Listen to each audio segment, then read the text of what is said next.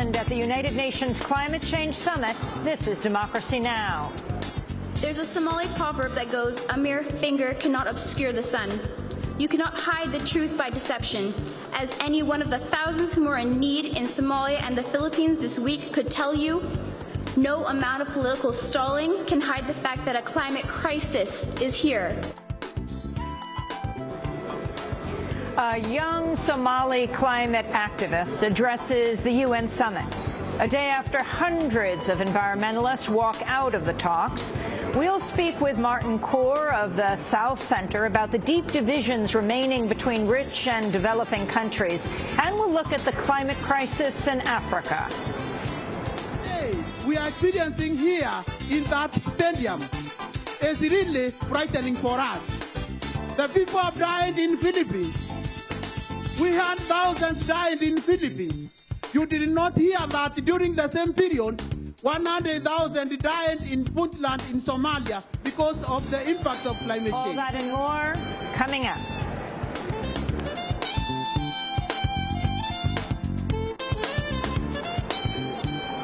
Welcome to Democracy Now!, democracynow.org, the War and Peace Report. I'm Amy Goodman.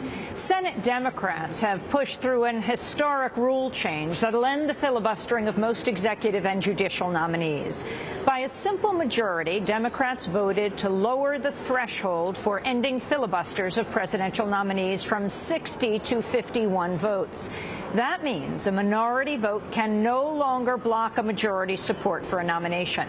Democrats say they acted to counter unprecedented Republican opposition in recent years. Of the 168 filibusters against presidential nominees in U.S. history, half have come against President Obama's. Earlier this week, Republicans blocked a third consecutive Obama nominee for the U.S. Court of Appeals District of Columbia. At the White House, President Obama backed the Senate rule change.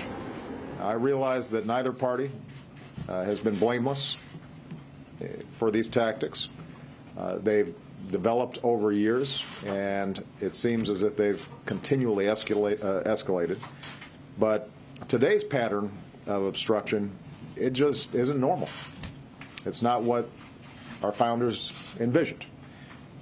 A deliberate and determined effort to obstruct everything, no matter what the merits, just to refight the results of an election, is not normal. And for the sake of future generations, we can't let it become normal. The new rule change does not apply to Supreme Court nominees or to legislation, as many progressives have urged. In a statement, the group Common Cause said, quote, "The Senate is still broken, and the rule change is a small fix for a huge problem. The minority still has the power to use the filibuster to block debate and action on legislation favored by the majority," unquote. Conflicting reports have emerged of the toll from Thursday's drone strike on an Islamic school in Pakistan. Anonymous officials say the dead were 5 members of the Taliban-linked Haqqani network. But Pakistani opposition leader Imran Khan said the attack killed civilians, including children. 4 children have been killed. Okay. We will release their names. We will even get the pictures. They were students. Students. We don't know as yet. 4 children have been killed and 2 teachers have been killed. And there have been several people wounded badly. We want a clear pronouncement by the American government that there will not be any more drone attacks in Pakistan. Imran Khan has vowed to block NATO supply routes until the U.S. pledges to halt drone attacks. The strike in the district of Hangu was believed to be the first outside of Pakistan's tribal regions. Tribal elders in Afghanistan are in their second day of a meeting known as a Loya Jirga to decide the fate of a military pact with the United States. The proposed agreement would see thousands of U.S. troops remain in Afghanistan after a formal withdrawal next year. Addressing the gathering, Afghan President Hamid Karzai acknowledged there's little trust between the two governments, but urged support for continued military ties. My trust with America is not good. I don't trust them, and they don't trust me. During the past 10 years, I have argued with them regarding the security of our people and search of our people's houses, and they have made propaganda against me. Any decision you make here, you should consider the future of your generation's prosperity and decide based on Afghanistan's national interests. I once again repeat this, that having relations with the world is for our good and our prosperity. And at the same time, we should have our independence, which is our dignity. Afghan President Hamid Karzai triggered a new disagreement Thursday when he said he will not sign the proposed agreement until after Afghan elections next year. The U.S. has called for a deadline on signing an Afghan agreement before the end of this year. Talks between Iran and 6 world powers, including the United States, are continuing today in Geneva. The negotiations remain at an impasse on several key issues, including Iran's demand for recognition of its right to enrich uranium. On Thursday, Iran's Deputy Foreign Minister, Abbas Araghchi, said major differences remain. Well, I'm not in a position to go into the details of that, but we have some major differences still, and those differences are on every side almost, Including sanctions? On the sanction part as well, yes. The Philippines has increased the official death toll from Typhoon Haiyan to over 5,000. The Philippines National Disaster Agency says at least 5,209 people have died, with many still missing. It's the deadliest national disaster in Filipino history. The number of displaced stands at over 4 million, with 1 million homes damaged or destroyed.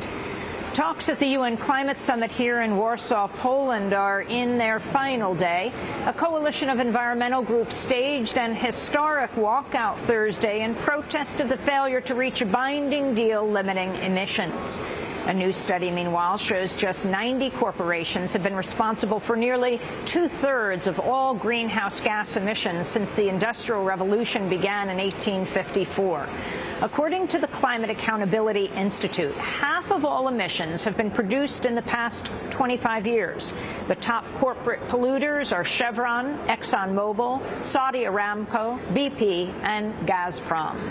In Russia, members of the Greenpeace Arctic 30 continue to be freed from prison after winning bail this week. The group of 28 activists and 2 journalists had been jailed for 2 months for trying to stop Russian oil drilling in the Arctic. 15 of the 28 people who've been granted bail have been released so far. One activist, Colin Russell, has had his bail denied. As he left prison, British journalist Karen Bryan spoke to reporters. Yeah, step in the right direction. The first smile I've had for a while. And what would you like to say to your family who are watching this? Just that I love them hugely, and I've heard some of the things they've been doing and all my friends have been doing, and they're keeping you guys on your toes, and that's exactly what they need to be doing, so thank you. The Arctic 30 face charges of hooliganism, which carry up to 7 years in prison. All those released on bail will be forced to remain in Russia until their criminal trial. The U.S. Navy has suspended a deputy commander as part of a widening corruption probe involving top officers and a longtime Pentagon contractor. Captain David Haas of Coastal Riverine Group 1 is the 6th senior officer to be linked to wrongdoing by the firm Glenn Defense Marine Asia.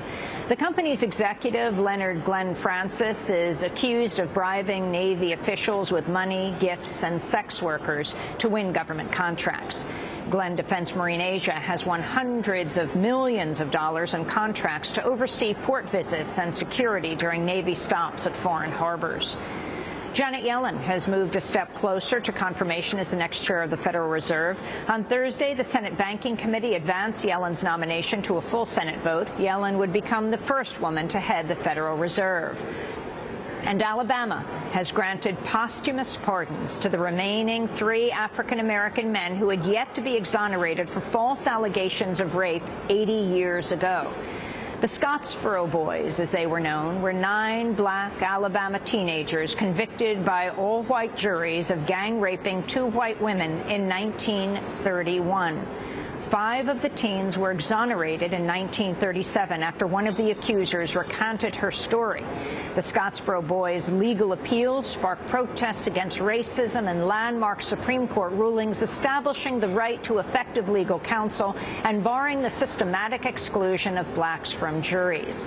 Alabama's Scottsboro Boys Museum and Cultural Center, which opened in 2010 to honor their legacy, says it will display the pardon certificates beginning next month. And those are some of the headlines. This is Democracy Now!, democracynow.org, The War and Peace Report. I'm Amy Goodman.